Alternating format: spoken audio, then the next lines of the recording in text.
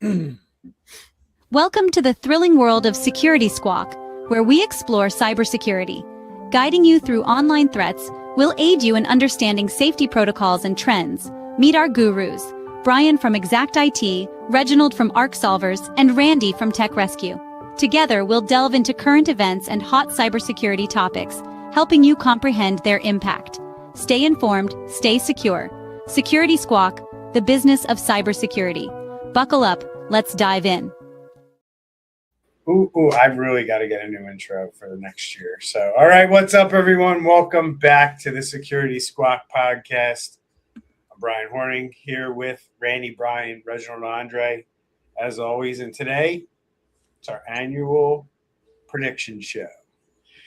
So this is the episode where we look back at what we said would have happened this year. We grade it honestly, and then we plant flags for what's coming here in 2026. We're also going to dive into an article we found about the top 10 cyber attacks of 2025 and kind of what they reveal as we head into 2026. So I want to bring in my co-hosts, Randy and Andre. What's up, guys? Welcome to the show. Welcome to the last show of 2025.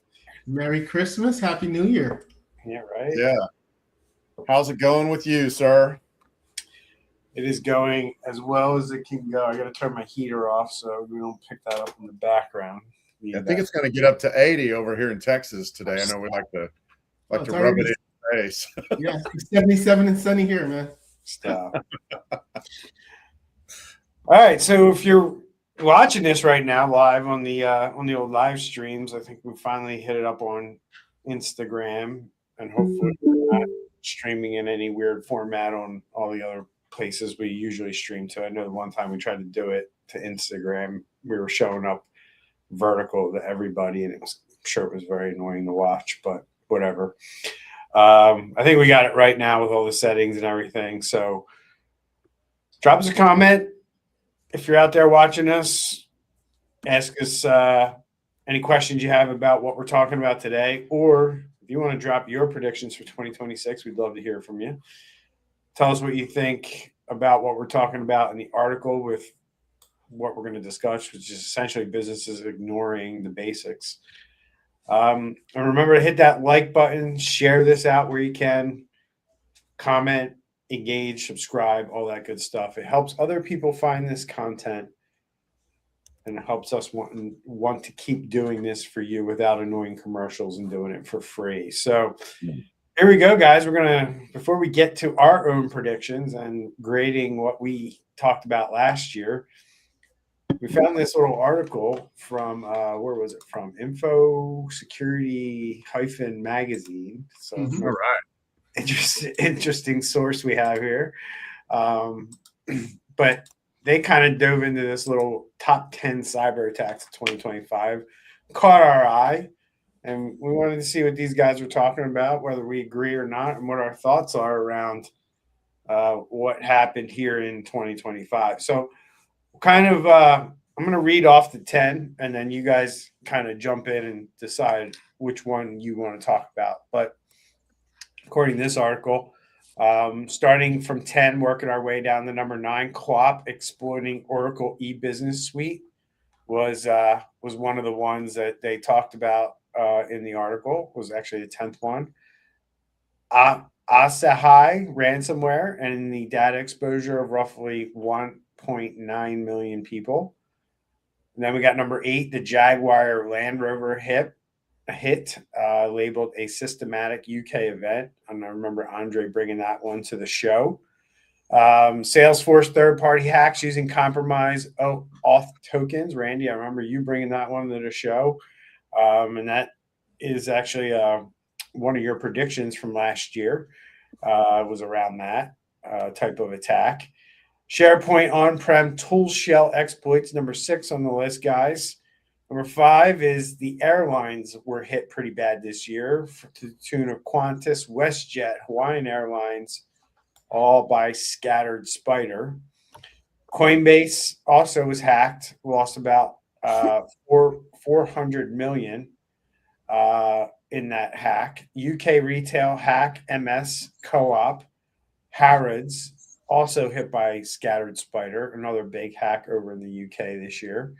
Bybit hack is number 2 on the list here, guys. One of the largest crypto heists in history, to the tune of $1.4 to $1.5 billion. And the number 1 hack of 2025 is the Power School hack, and how they paid the ransom to prevent a student data leak. So there's the top 10 according to this Info Security magazine. What are your thoughts here, guys? Well, crazy thing is most of these were featured in one of our episodes when they happened. And I was the one that brought the Jaguar. I went and looked it up, and it was me. So yeah, no, it's all good. I don't see how you keep up with them all anyway. But yeah, so the majority of these are even bigger, I would say, than probably this article discusses. The Jaguar one, especially, because that's affected the entire country. And then the Power School thing. So that the Power School one brought up a lot of discussion around third-party vendors that you're using for one of your services, who gets sued, who gets left holding the bag, and all that kind of jazz, because you have hundreds, if not thousands, of schools using Power School. Power School gets hacked. I use that in quotes because wasn't it just they logged in with credentials or something like that? Didn't have MFA. But anyway, Power School gets hacked, and then all the stuff gets, released and all that jazz. And at the end of the day, I think they paid the ransom, but at the end of the day, who gets stuck holding the bag with that? There's a pretty good discussion around that. That will take us into 2026 as well. Probably brought us into this year as well, that we talked about that a lot. Yeah, for me, good points, Randy. And then for me, I see the Salesforce, Coinbase, Airlines, all kind of having a similar link. We always, for us as MSPs, we service the small business, but just like the small business will fail or have these troubles, we're seeing that the big brands are really, it's happening the same way. First thing you see is that they all point the fingers at someone else, saying, oh, it wasn't our system, it was a vendor, or it was an API like we talked about last week, or they blame, one of their support partners, like, okay, we needed to give them this data. So we always see like the blame, the finger blame pointing at someone else. But what we also see is that if someone is like, touching your data, at the end of the day, you have to be responsible for that, because the client is doing business with you, not with that third party. So, these big companies, Jaguar, Salesforce, the airlines and things like that, they're having the same issue, just a different level versus your small business. Mm-hmm. Yeah, you mentioned the Salesforce one. That was another really big one. How many times I know for me, many times I'm researching for the show. I found out some company got hacked, start reading into it, and it was Salesforce. Because didn't we have an issue with, once again, there was no MFA or something like that, and these guys were using social engineering basically to get in to the Salesforce instances for all these different companies and then do what they wanted to with the stuff. If I remember correctly, that's was basically how it was going down. But short story long, that was behind a lot of stuff. I mean, if it was a school, it almost always was like an elementary school, almost always was a Power School behind it. We had tons of businesses, even big businesses, that were showing up with the Salesforce hack, if you will. Yeah, you would think because of their size, it's gonna be like, okay, they're this big, they're investing this much into cyber, but they're making the same mistake as small businesses. They're missing their patches, human error, and then in this case, just way too much access. That's so true. I always say that patching is the unsexiest of all the cybersecurity controls. And if that's number one, number two is probably offboarding. And how many hacks have we seen where people weren't properly offboarded? And what I mean by that is a username and a password just sits there. Ought to be shut down, but it just sits there. Somehow the username password combo gets on the dark web, and then the bad guys just come in and just log in, basically. So both of those are very important and could have prevented, and multi-factor could have prevented a lot of 2025's problems. Randy, when you said a few minutes ago at the top of the show that like a lot of the things that they talked about in this article we discussed on this show, I wasn't going to take this angle coming into the show, but you got me thinking. And I'm sitting here looking at this article in general, and I'm sitting here going, like, everything we talk about on this show has been mentioned in this article. Like, literally last week, I can remember us talking about how, like, most of the damage, like, we've been talking for a while this year. I would say for a while, the three of us have been saying, like, this stuff isn't sophisticated. We're just not doing the basic stuff. Right? If there's one theme that I think if you ask like Chat GTP to analyze all of our transcripts and all of our shows and like, what do these guys basically say? They basically say that businesses don't do a good job of doing the basics around cybersecurity. And every one of these articles is backing that up 1,000%. Every one of these top 10 in this top 10. Right? Most of 2025's damage in these articles comes from attackers using the front door, not blowing holes in the wall. Yep. And that's like, and then I think like that's what we say on this show constantly, right? None of this stuff is sophisticated. A lot of companies still think backups solve the ransomware problem. And I think it was 2 years ago that I predicted that ransomware was going by the wayside and they were just going to steal your data.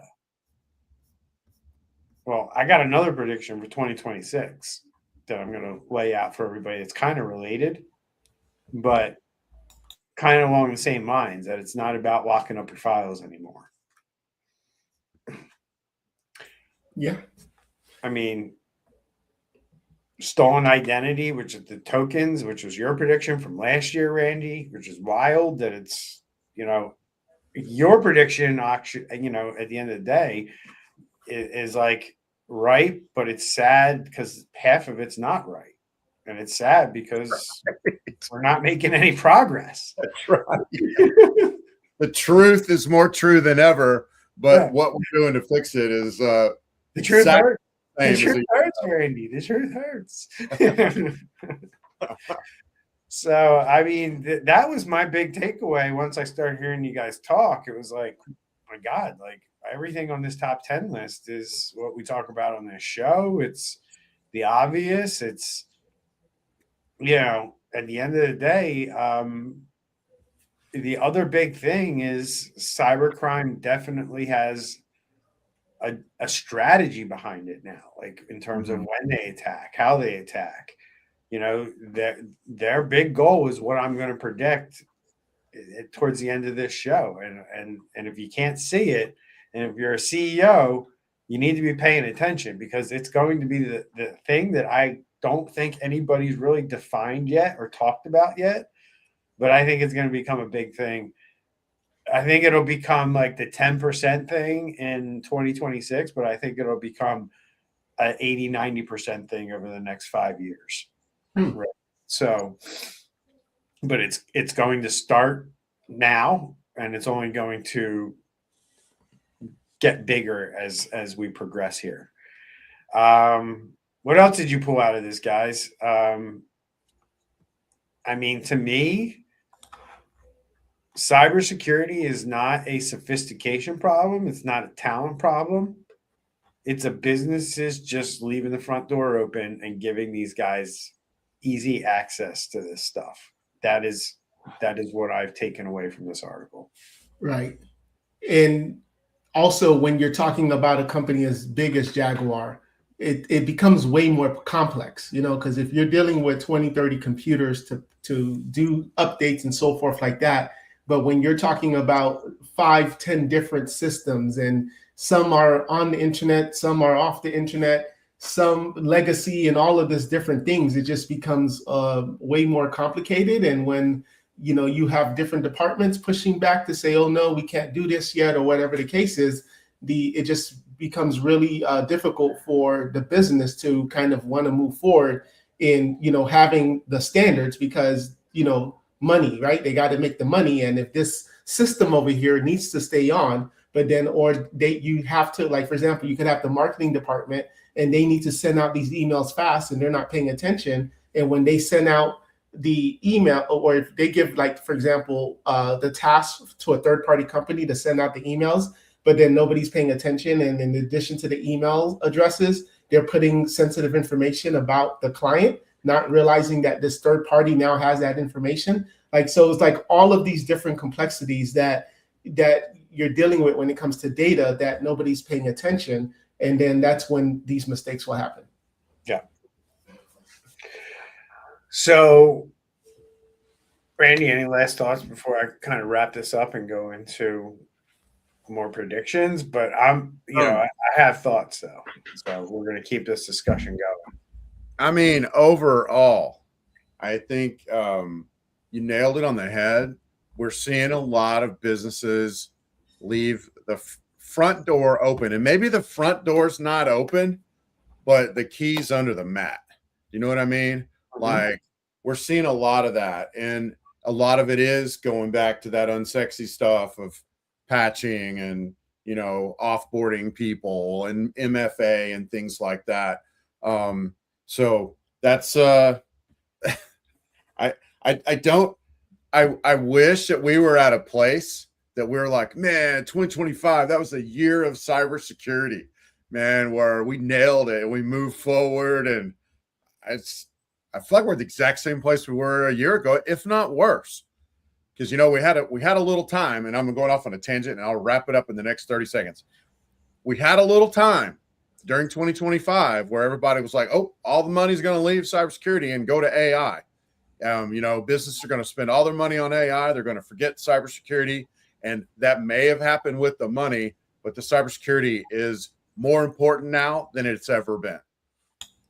I don't know, but I would also say we've been talking about the same thing since we started our podcast, right?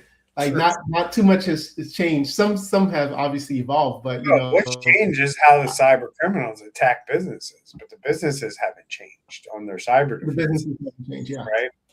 Yeah. I think a couple of things need to shift, guys. Number one, I wonder, because I have what I would call a kind of subconscious security scorecard in my head. And maybe that's because I'm in the business and I don't know if the rest of the world operates like this, or at least some of the world, or maybe people that care about their finances and their identity getting stolen. But at the same time, I do think about businesses and what they're is this a business that I hear about in the news a lot that frequently gets hacked, especially when it comes to banks and banking and things like that? I do consider that as part of do I want to actually open a bank account there, or open a credit card, or get a line of credit from that institution? Are they going to protect my data? Right. I hate the fact that I have to, I really have no choice when it comes to healthcare and the way that whole system's set up, and knowing, they're probably going to get hacked, and, a doctor or somebody who has my health information is probably going to get hacked, because I can't really freely choose to go whatever I want based on the system we have set up. So that's kind of annoying, right?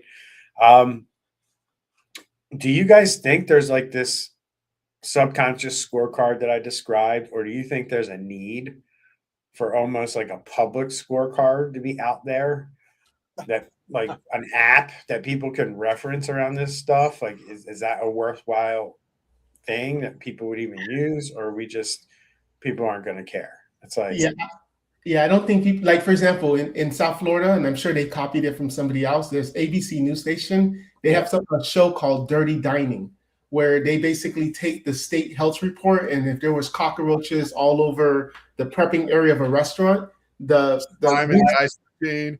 yeah, the news station will go and try to speak with the people there, and typically the people there, their English is not 100%, and they just make this whole situation look worse. But it's newsworthy, and then like the people that are eating there or the people that work. The workers, they go and try to interview the workers, and Right. typically the business owner doesn't tell the worker not to talk to media. So now you have a worker who's basically like, "Oh, everything is clean. I don't know what you're talking about." But I'm saying to you, like, I mean, if I knew that a place, I knew if a restaurant wasn't clean. I mean, I can pretty much tell a restaurant's not clean by walking into the place. But I mean, Yeah. I don't need the health department to tell me they're not doing a good job. But if they're on a health department list, I'm certainly not going to go there.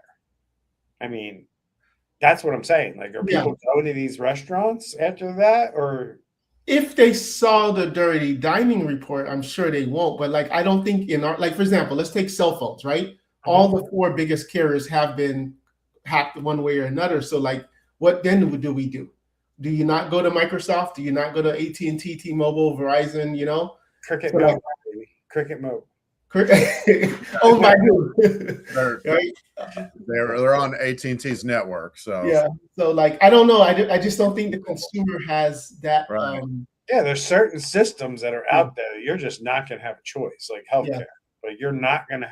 You got to go with whatever doctor is on your plan or whatever. Yeah. I mean, at least that's how it works for me. Yeah. I mean, so like, I mean, I have a choice, but it's like 3 doctors instead of like 500 that are in my area. You know what I mean? So yeah, I mean, if I have to go to one of those 3 and one of those 3 or all 3 get hacked, I mean, there's no choice there. So I think when you have choice, do people care?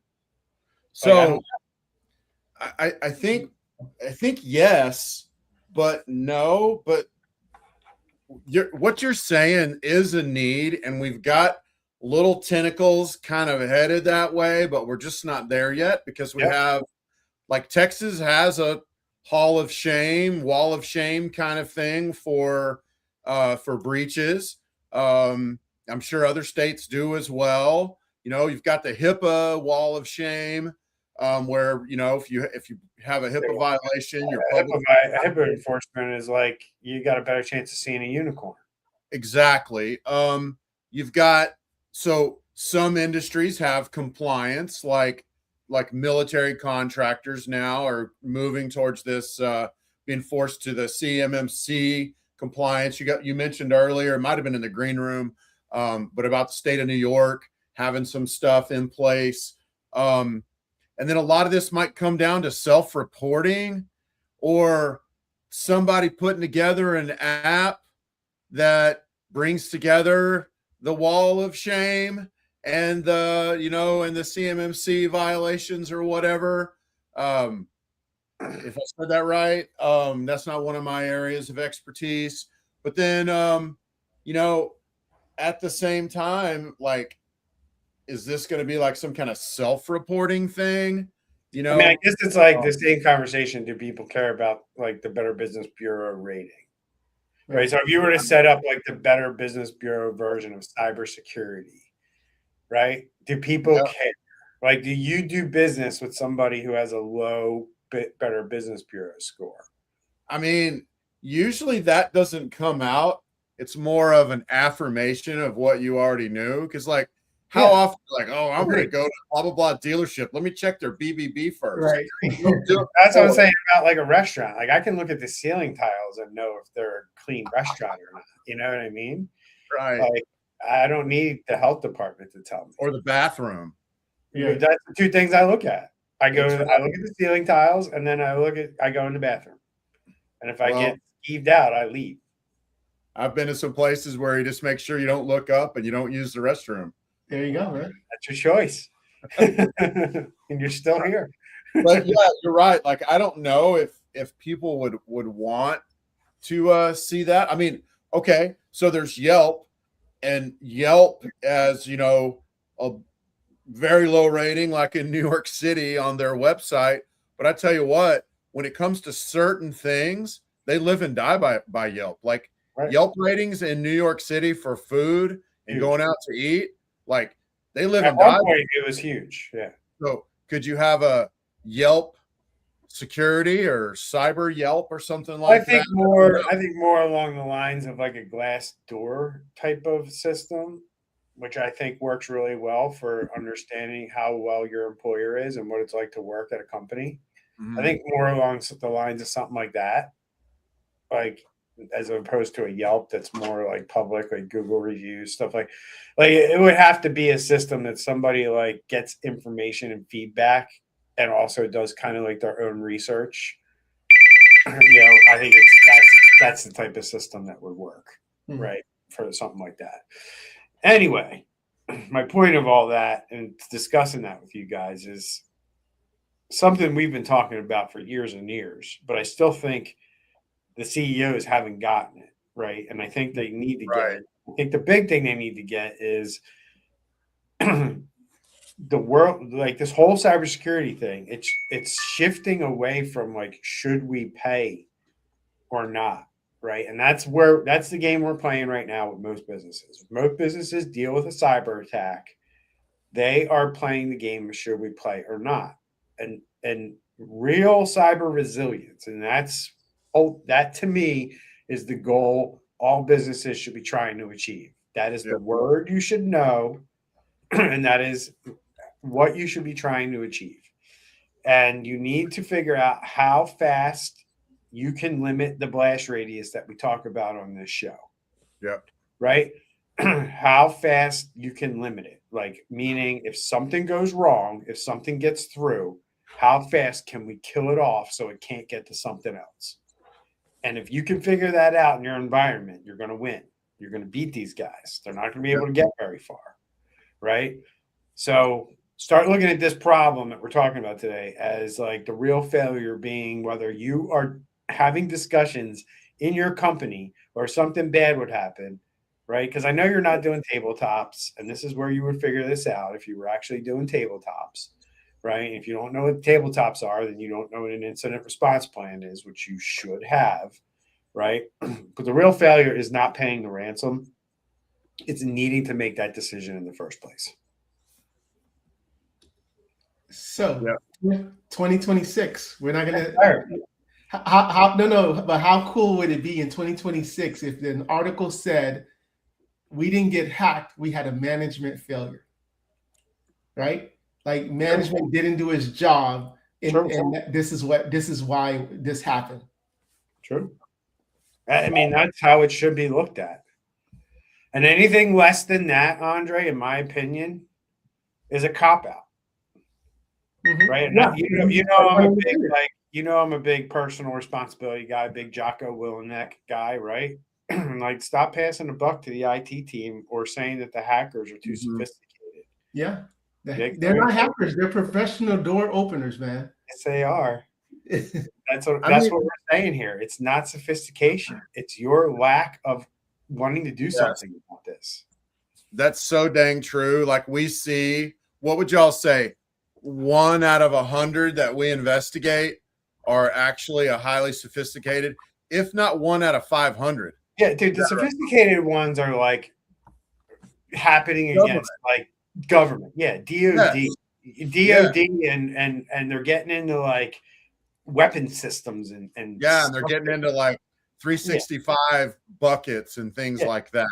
You know, you're right. And the majority of it is just they've not taken that attitude of zero trust, of cyber resilience, limiting the blast radius. Like, you're gonna get attacked. There are bombs getting lobbed your way all the time. They're going to get over your fence. They're going to blow up in your yard. And what are you going to do when it happens? Is it going to be the end of your business, or is it going to be a blip, a 90-minute blip from we caught it, we shut it down, we investigated, we remediated, boom, we're back in business. And it really does. You have to start with what you're saying. That's a great couple of points, Brian. Yeah. Just to finish that, that's kind of like if you left let's just say you left your cell phone somewhere and then someone took it and you wanted to call the police just to report it or whatever. It's like you don't tell the police I got robbed. You tell the police, hey, I left my cell phone and someone took it. So it's like the same thing for businesses. Now it's like, hey, it's not that I got hacked. It's like I just wasn't doing the right things and someone took advantage of it. Yes, sir. Yes, sir. I am ready to get into predictions. Are you guys ready to get into predictions? Yeah. Well, were we right last year? All right, so let's get up there. Let's roll the tape, as they say in the Man, Randy, you got younger, man. in the showbiz world. Randy's got younger.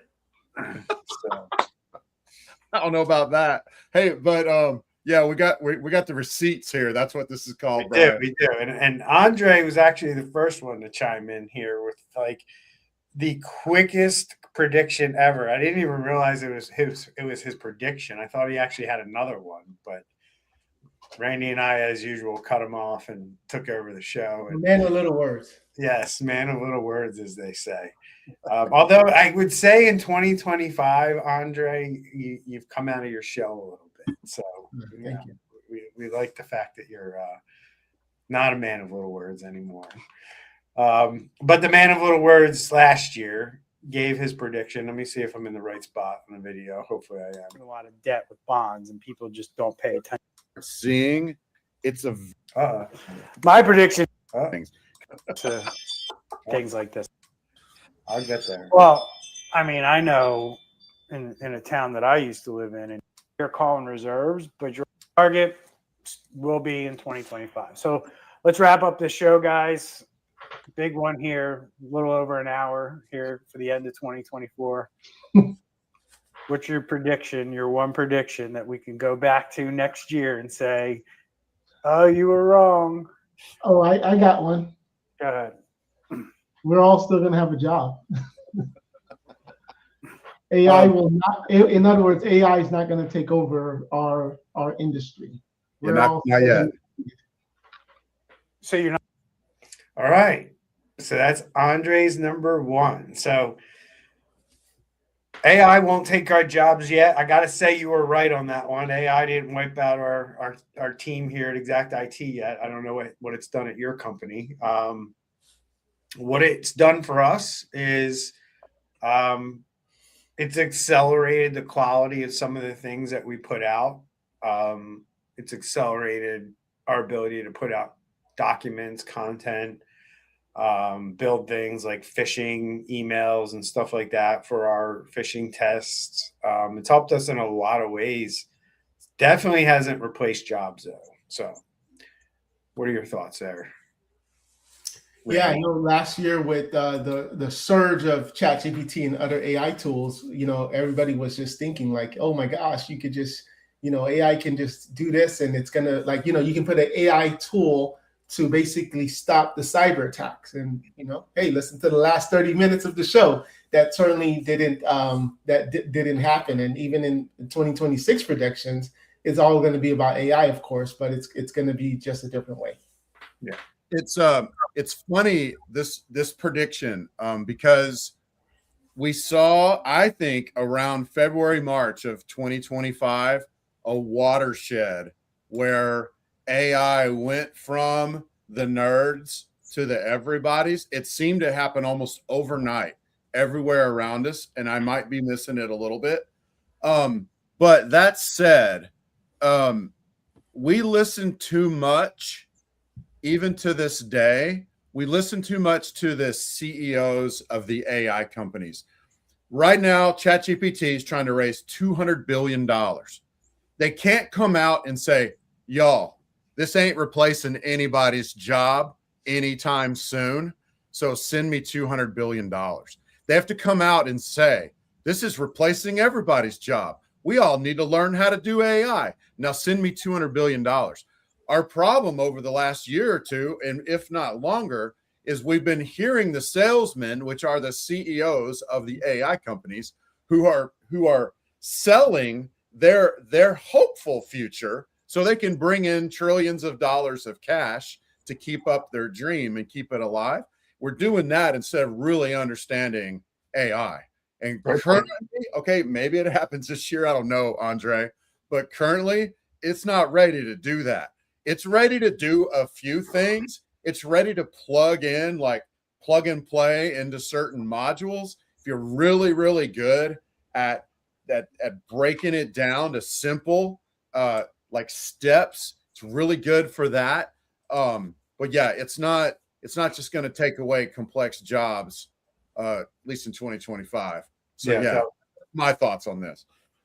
Agreed. No, those are some great points. I mean, the world, if you haven't learned from social media how the kind of world works in the internet today, it's humans using the apps, the things, eyeballs on screen, right? At the end of the day, right? And Randy, you nailed it on the head. Like, they're selling what they need to sell, which is user engagement, right? They need people to engage with their platform so it seems real to the investors who have the money, right? Because they're not asking you for the billions, they're asking for the investors, but they have to prove that the masses will use their platform. That's how this game works, right? So, at some point, humans and the masses will wake up and realize they hold all the power. But who knows when that'll happen? I agree, Andre. Randy, AI didn't replace us, but is definitely raising the standard. That's right. On what it takes to survive. I mean, it really does. At the end of the day, because we really, as humans, we got to figure this out together, and we got to do it for the right reasons at the end of the day. And the power generation and everything and all of this, like, just to build one AI employee, the amount of power it's going to take. If people understood that, they would understand that the economies really work out long term for what we have right now.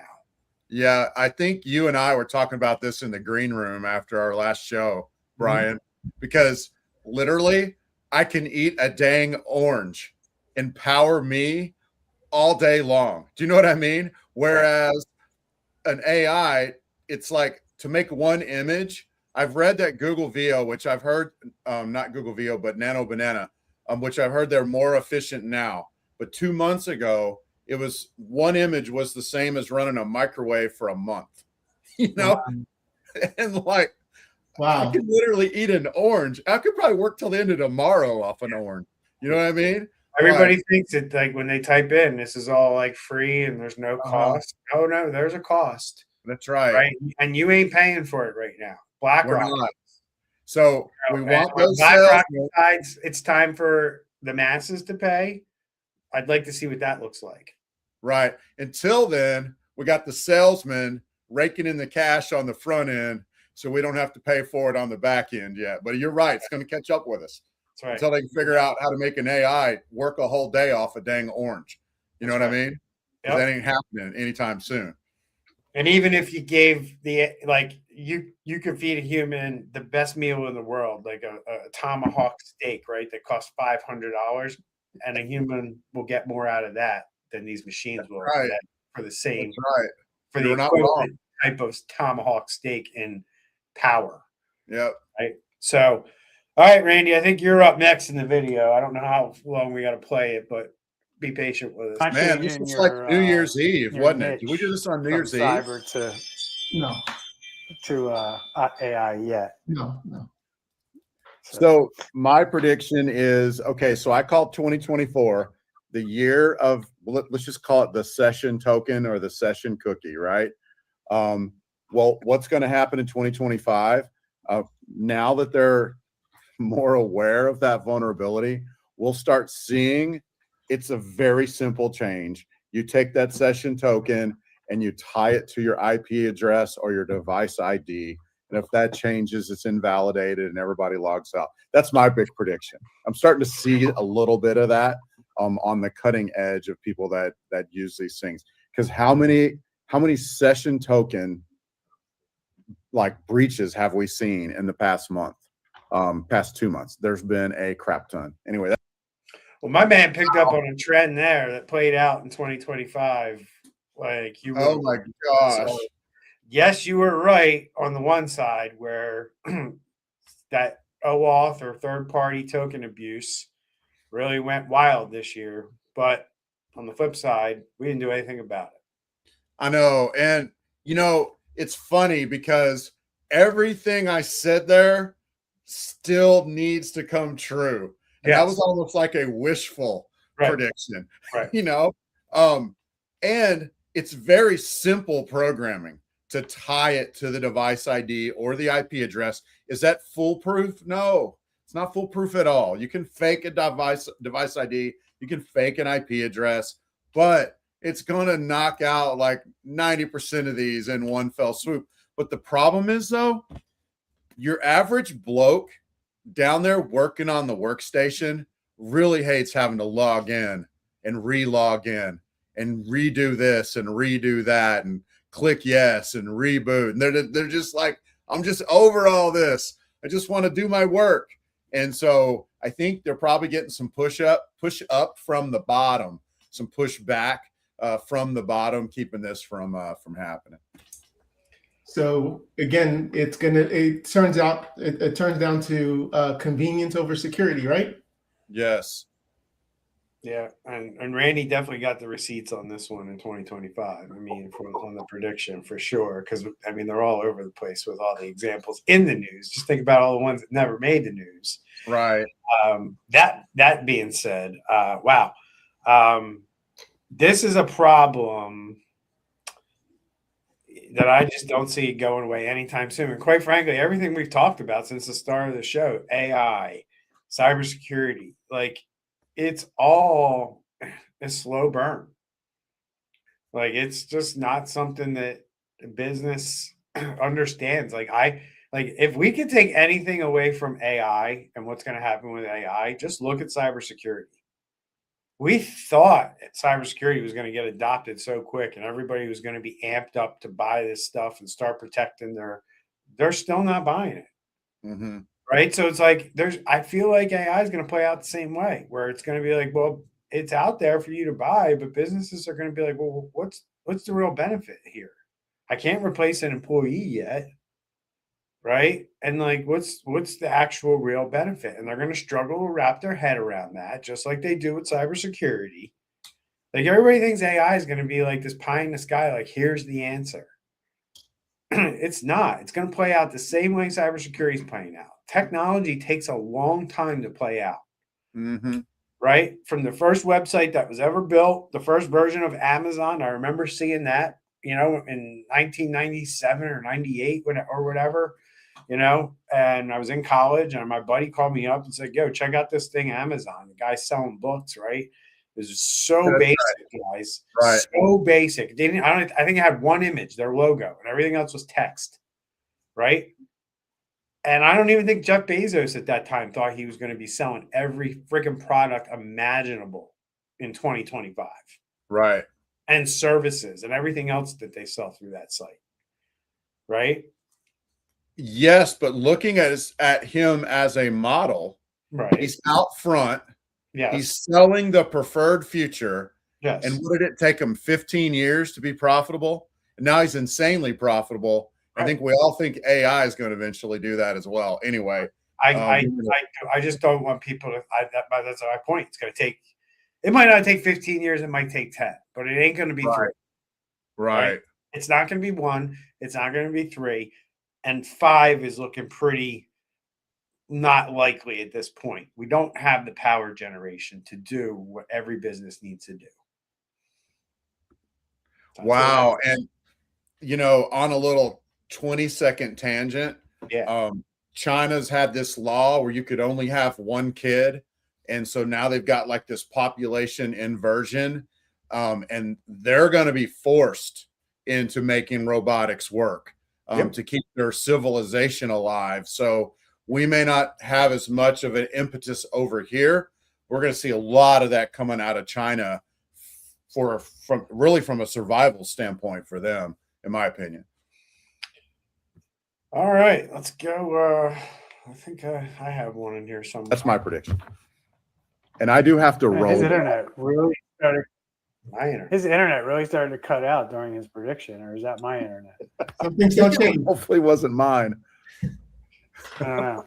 My prediction is pretty simple. I think that our government will introduce a massive amount of regulation around cybersecurity this year.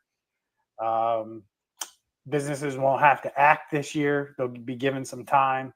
But I think this will be the year that we see, as a result of many more cyber attacks, knee-jerk reaction. We got the gist of it. At the end of the day, it just backs up what I just said. It's a slow burn.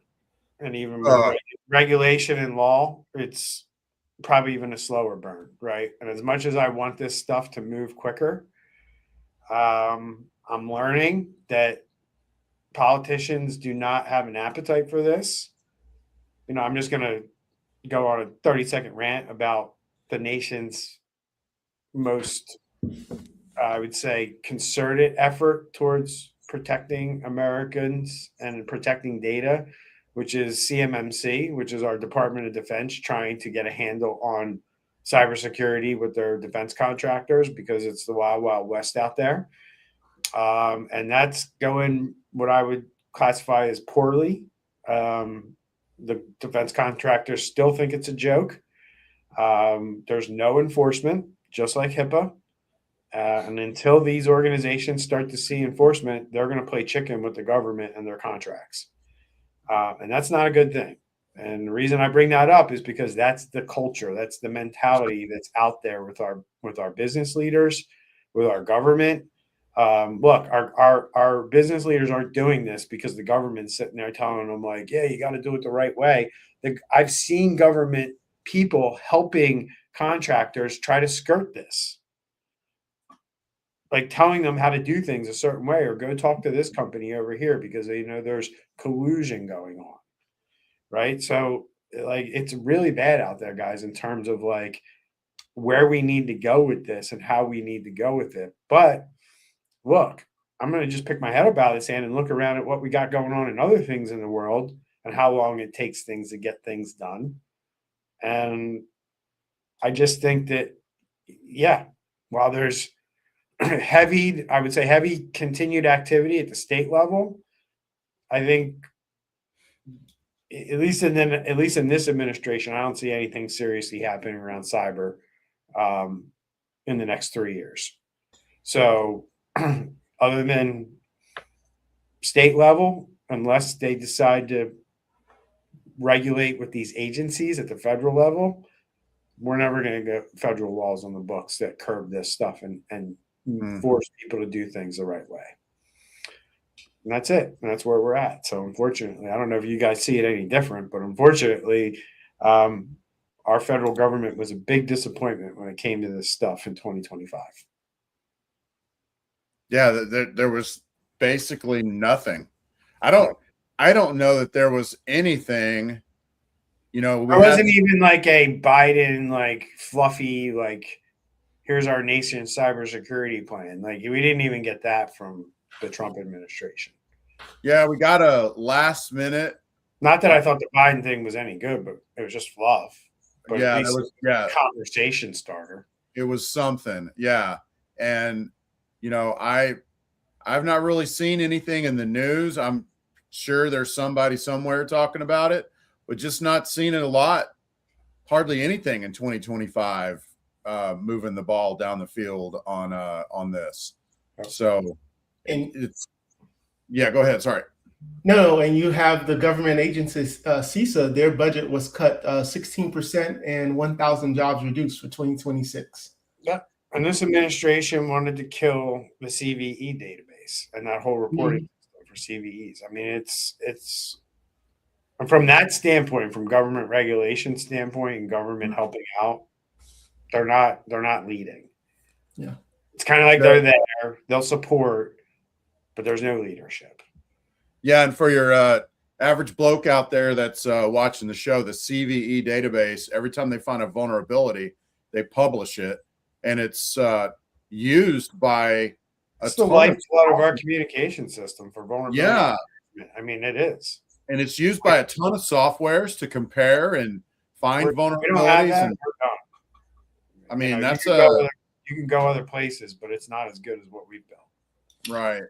And with January shutdown probably happening again, and then midterms in November, your cyber is just not going to be a topic at all.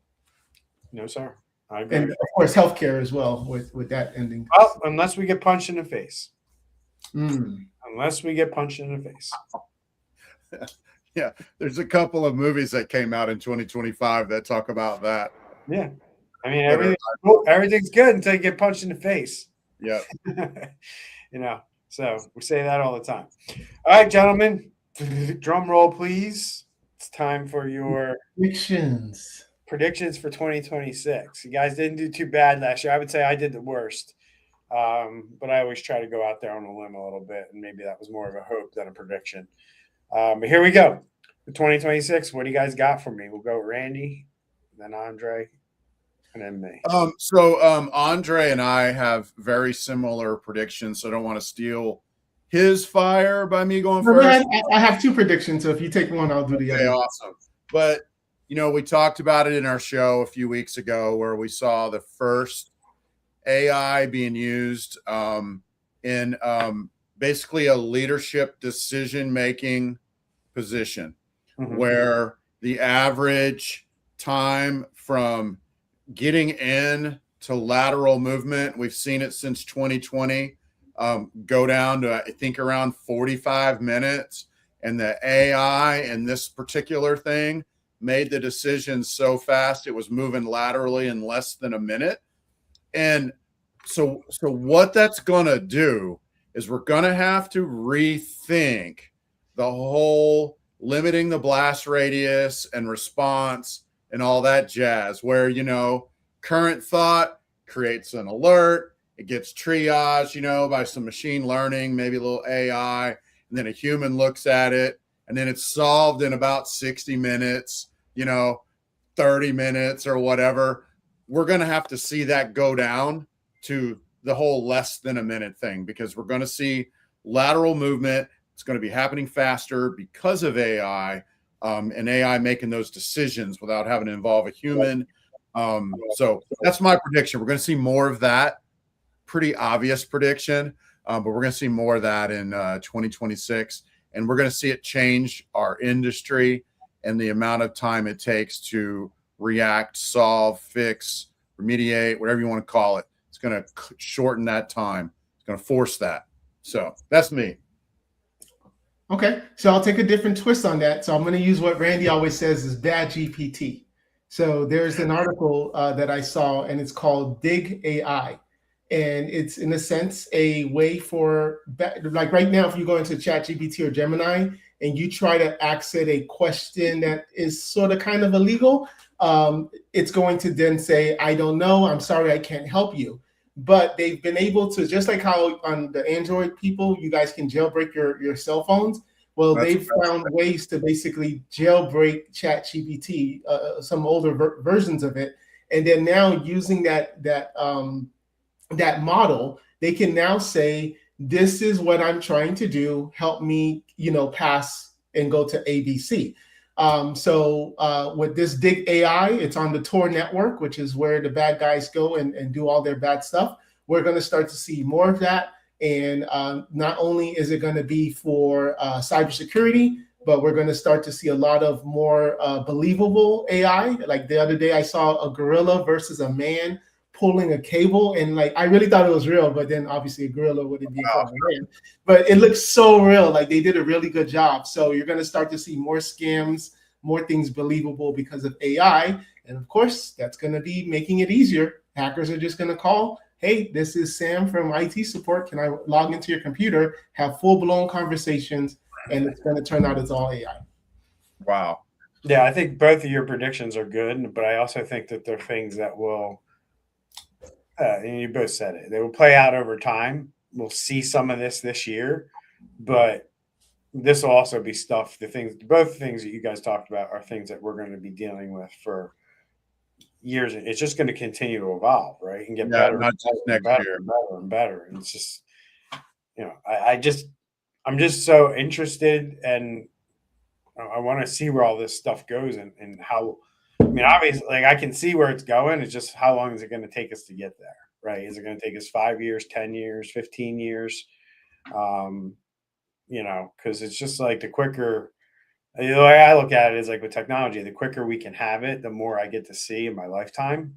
Mm-hmm. Because I'm not going to be here forever, right? I'm going to expire, and then technology is going to continue to evolve. And obviously, I like technology, or I wouldn't be doing this business, right? And it really is exciting to see this stuff evolve the way that it has, right? And again, I'm a guy who grew up in a time where we didn't have anything, right? We didn't have phones, computers, internet. Like I lived in those times, so going through all of this is super cool for me. But you know, it's just one of those things where it's just like I don't know how fast or slow this is going to move. I came on this, Brian, where we went to a concert and all we had was a lighter.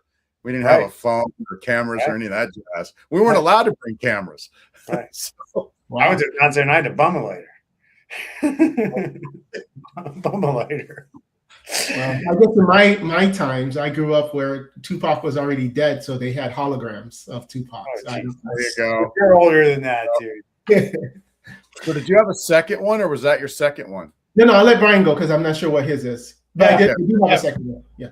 Okay. So my prediction's a little interesting. I thought about this for a little while because I knew this show was coming. And just like I talk about cyber resilience a lot, I also think a new term is going to be kind of out there. At least I'm hoping a new term kind of starts to evolve, and that's operational downtime, and that becoming a major KPI that executives track and pay attention to. Because I think that's the KPI that makes you understand what the dollars and cents are around data loss or not being able to get to your data, right? So at the end of the day, data loss is, in my mind now, as I evaluate all this stuff and think about it, data loss is the precursor to downtime, right? Eventually, they're going to get enough data, or they're going to get the right data to give you downtime, right? And as a CEO and as a business owner, downtime just humiliates and bankrupts you, and that's the deal. So, that's it for me, though, guys. That's all I got. Downtime's going to do it to you. So, and you're speaking their language now. Yeah. Right. You're not saying, "Oh, you get hacked," and whatever. Downtime goes back to failure in management, not that you got hacked. And if you can position it that way to say, you're going to look bad or your company is going to lose X versus saying you get hacked, then now you're speaking that executive's language. Yeah, so it'll be interesting. I hope companies start to embrace this idea, but it is what you need to start focusing on in the C-suite is operational downtime. And your job should be to mitigate operational downtime as much as you possibly can. That's how you plan for this stuff. And if you have to put an incident response plan in place, your goal is to reduce operational downtime. That's your goal. So, good point. All right. That's it for me. Any last thoughts, guys, before we wrap it up? I'll do a bonus. The bonus is going to be that apps that connect to other apps will be a bigger risk. So right now in our world, we're talking about APIs and different type of integrators, but basically just like how these AI tools are being built overnight, or what it seems overnight, with no security in place, we're going to then start to see news. We're going to be talking about news articles about big, not necessarily ChatGPT, but big AI tools that people are using, that they integrated their SharePoint, their Google Docs, and other stuff. And because that AI tool got hacked, they essentially also got compromised. And we're going to start to see, letters that come out just like to say, hey, we believe, someone may have gotten your data, but don't worry, here's 12 months of credit checks. And that's now going to be coming from AI tools. Yep. All right, guys. That's it. That's our annual prediction show, our last show here for 2025 here on the Security Squawk. Wish Superfan Luke, he wished us good holidays. We wish you the same, Luke. And he also threw in that they are still feeling the impact of that Jaguar ransomware hack in the UK. Wow. Randy, we got an email here, Randy, from the Association of Blokes, and they said they would wish you would stop calling them average. So, and 2025, guys, you do not need average. What's that? What? What'd you say? I said your average bloke, not that blokes are average. Yeah. I'm saying your average bloke. They're offended. What did you say before that? I said, I just said 2025 prove you do not need exotic hacking to cause massive damage. You need weak identity controls, messy third-party access, and unpatched internet-facing systems. I mean, that's another thing. Now that I said that, you guys better pay attention to who has access to your third party and vet the crap out of them, because they're going to cause problems for you in the future. I don't know if it'll be in 2026 or whatever, but you know, these third-party integrations and our willingness to just, you know, do things with third parties is really going to become a problem for businesses in terms of operational downtime, right? Because a third party could cause you to have operational downtime. And as I said in previous shows, that could be a problem for you. So, hey, if you want to drop your 2026 predictions in the comments, we'd love to hear from you. Love to let us know what you think's coming in 2026 around cybersecurity or even AI. But if you got value out of this episode, please like it, subscribe, leave a review, share it with someone who still thinks cybercrime is one of those, you know, IT problems or IT issues. And if you want support the show directly, buy me a coffee at buymeacoffee.com/Security Squawk. And from Randy, Andre, and I, we wish you all happy holidays, happy new year, and we will see you all in 2026. All right. Take care. Bye, everybody.